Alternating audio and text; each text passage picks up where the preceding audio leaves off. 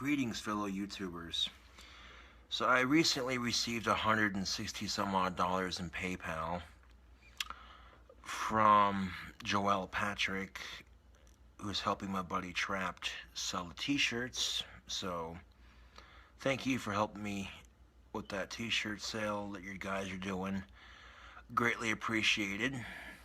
A lot of people think that Trapped's trying to take advantage of me. That's far from the truth, dude. Like, Trapped is one of my biggest fans, and he paid money out of his own back pocket to come make the documentary. And a lot of things have changed since the documentary. My hair's longer. I've gotten a different job. Me and Stephanie are no longer together, you know. Huh?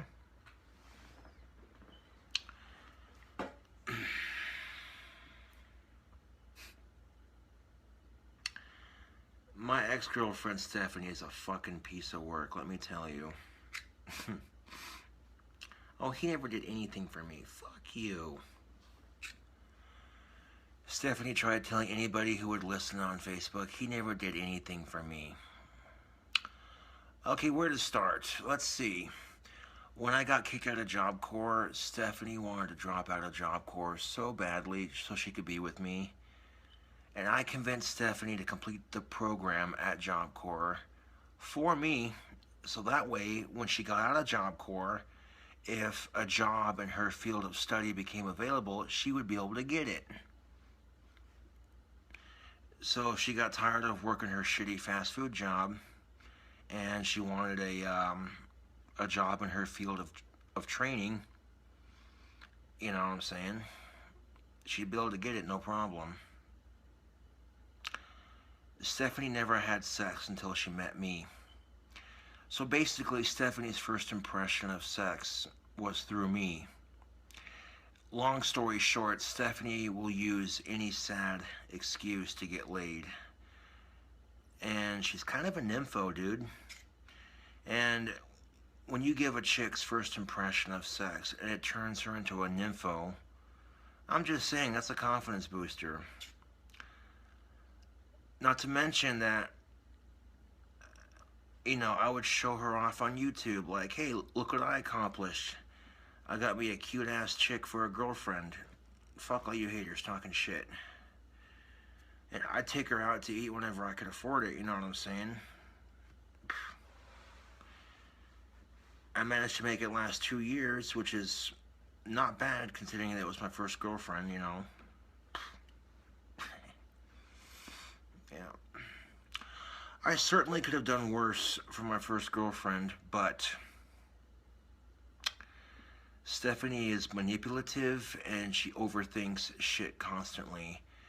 And that got annoying really quickly, to be brutally honest. You know,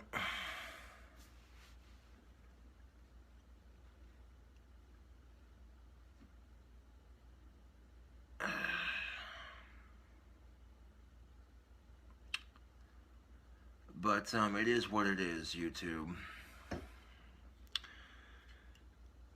Yeah, I still feel bad about cheating on her. Like, dude, I had a good thing. I had a really awesome thing going with Stephanie, and I fucked that up to high hell and back. The only thing I can do is learn from my mistakes and move on, which I've done, you know. Thing of it is, YouTube, you never forget your first. That is a fact. Yes, sir.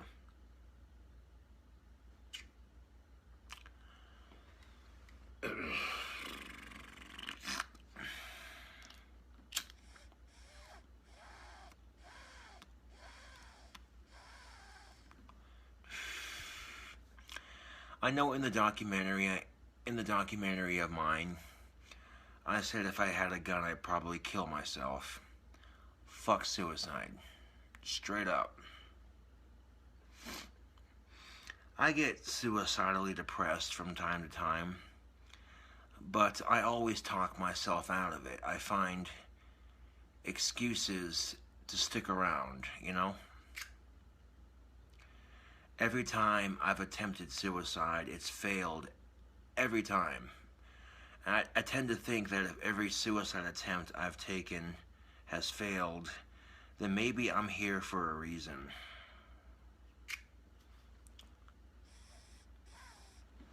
You know? What's a cat's favorite soda? Give up? Well, a cat's favorite soda to drink is Meowton Dew. Get it? Oh. You know what happened when the cheese got pissed off? Well, when the cheese got pissed off, you could say the cheese was fed up with it. Oh. Anyone? Come on. I thought of those jokes today when I was at work, and I was like, that's kind of funny. Meowton Dew.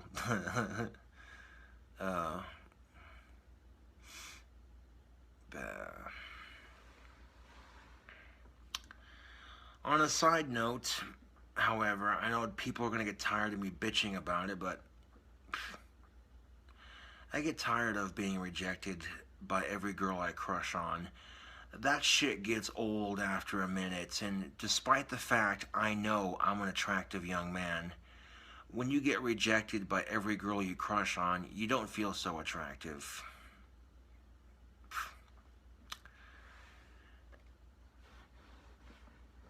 And people keep telling me, oh, don't worry, Josh, you'll find a girl someday, blah, blah, blah. And my response to that is, yeah, I'll believe it when it happens. Yeah.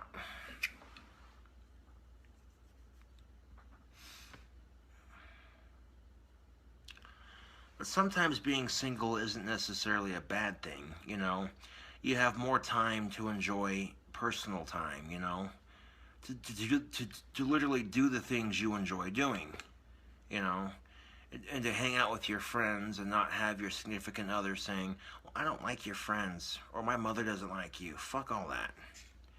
That is literally the most annoying part of dating, is when your significant other says, oh, I don't like your friends, or your friends don't like me, or my mother or my father doesn't like you, blah, blah, blah, blah. Fuck what they think, man. All that matters is what you think. Treat your girlfriend like a king. Or did I say king? God damn it, I meant fuck. Treat your girlfriend like a queen, and in turn, she will treat you like a king. And that's how it should be, you know. Straight up, fellas. Treat your girlfriend like a queen, and in turn, she should treat you like a king. And if you're there for each other, that's all that matters, you know. And yet, this is what gets me. My conclusion is that companionship is kind of pointless, because the end result is still the same. The end result, you say, yes,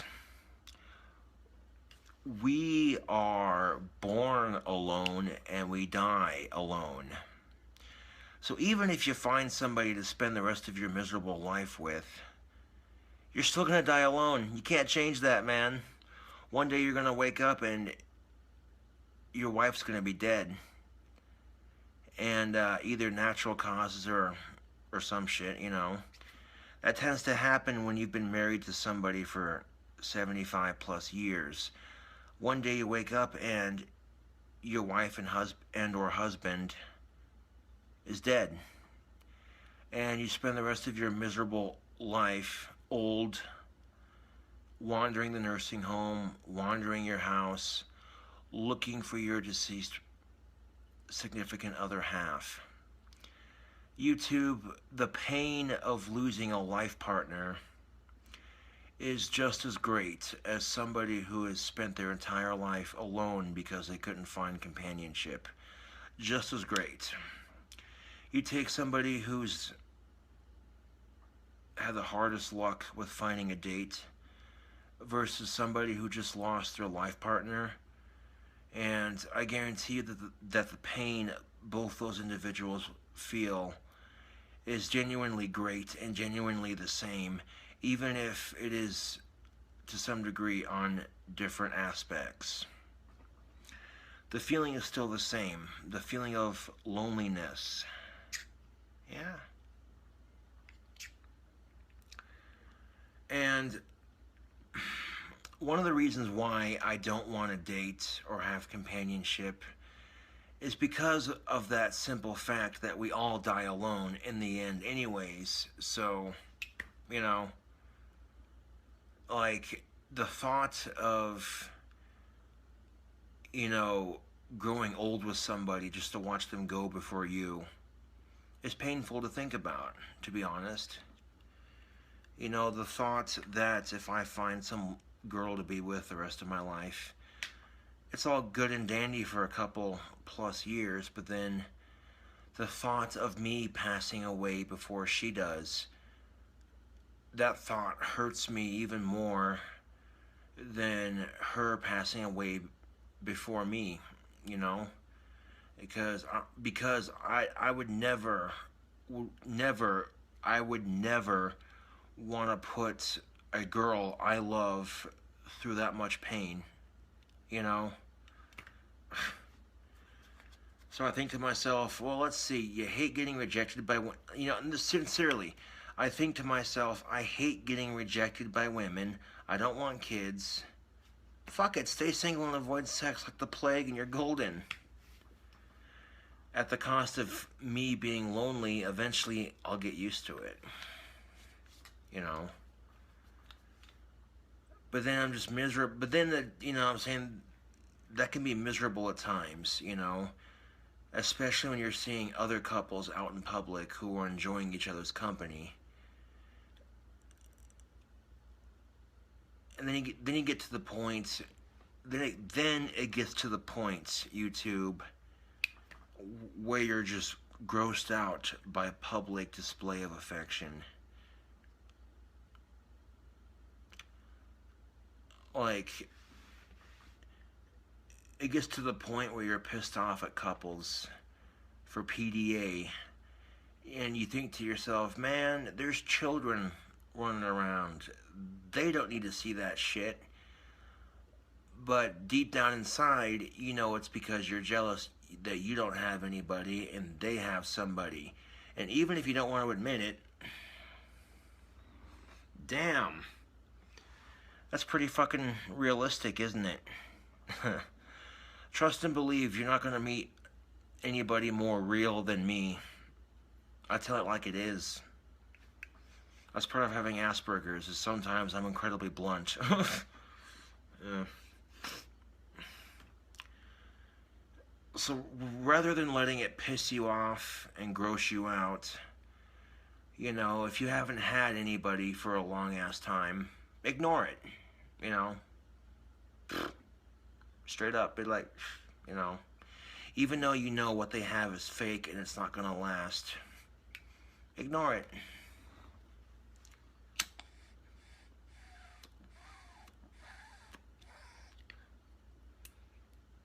Is my tobacco out already? Fuck. Not quite. Dump some of that ash off the top layer. Alright.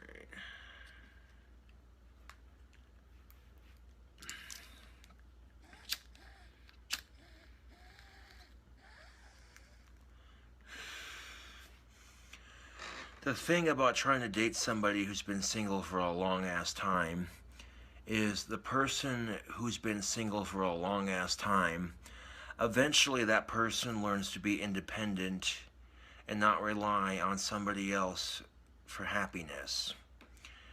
And they work towards bettering themselves, you know, and enjoying things for themselves. But the biggest problem with society is society puts a lot of pressure on people, especially younger people, to have sex and have boyfriends and girlfriends and all that shit. And society literally makes you feel like shit if you don't have anybody. They do, and that's horse crap. I fucking hate how society pressures people into having relationships. when some people feel like that maybe they're not ready, or maybe that, you know, they don't want a relationship right now, you know. It's just disgusting. It really is. I tend to think that sex is overrated when you can do drugs and alcohol, but that's just my personal take on it.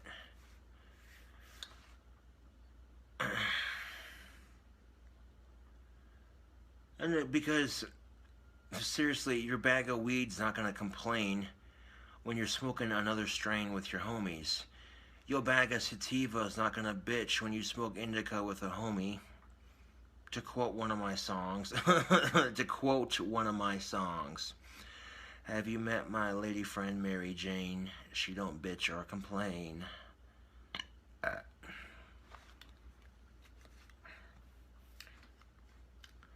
Oh, I love smoking pot. I enjoy the feeling it gives me. It also helps with my Asperger's and my cataracts.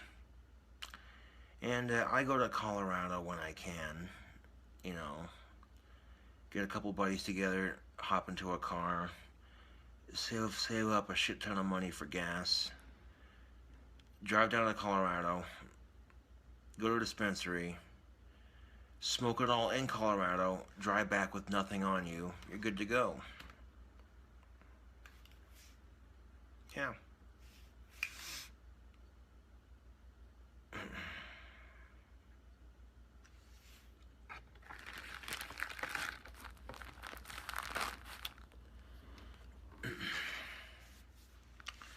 I suffer from Asperger's, cataracts, OCD, ADD, ADHD, depression, Tourette syndrome, an eating disorder, body image issues, and depression.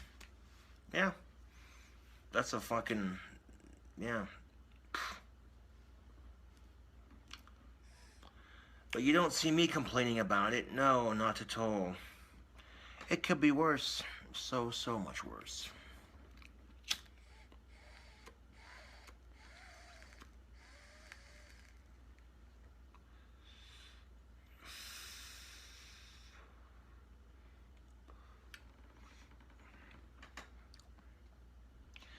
There are people out there, YouTube, there are people out there who need medical marijuana a lot worse than I do.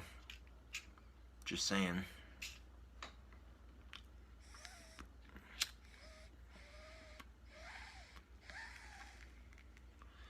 And I never take that fact for granted.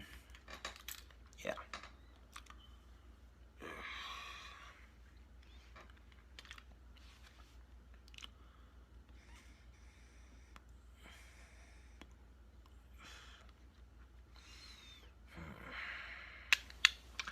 But yeah, those t-shirt sales that Trapped is doing with his buddy Joel, they're legit, you know. They are going to give me some money for the t-shirts, obviously.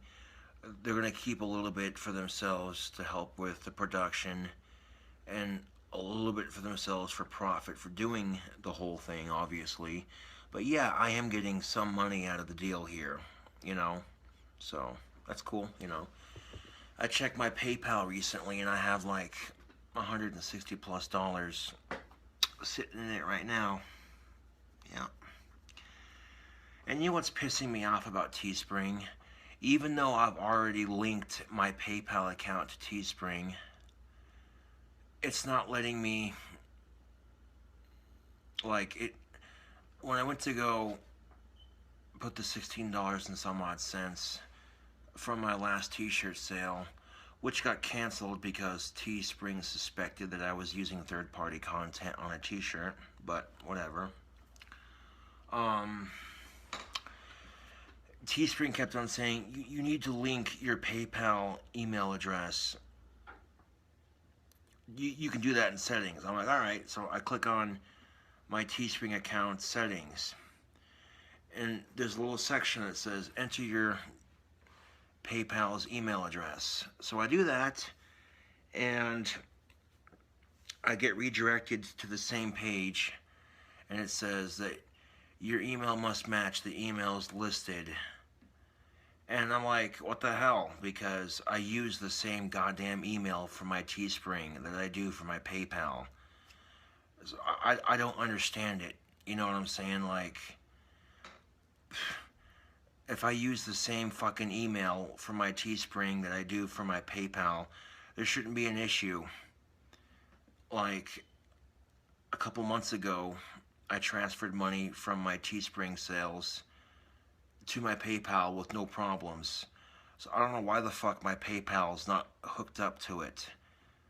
And I sat there on my computer for a couple hours trying to figure out what the deal was. And, you know, no idea why it's doing that. And I know it could be worse, but it's still frustrating for that shit to be going down, you know? Like, for real. Anyways, this is King Cobra JFS with another video. And before I go, Trap's not gonna fuck me over. He's one of my biggest fans. You know what I'm saying, YouTube? He came all the way down to Casper, Wyoming to do a documentary about me out of his own back pocket. You know what I'm saying? And a lot of things have changed since the documentary, like I've said. My hair is longer, I'm older, wiser, you know. I know in the documentary I said if I had a gun I'd commit suicide, and I'm here to say right now, fuck suicide. Straight up. In the past, whenever I've attempted suicide, I've failed every time. So I tend to think that maybe I'm here for a reason, and I don't know what it is just yet. But yeah, it's King Cobra JFS, back at you with another video. And thank you for watching, and I'll catch you cool cobras later.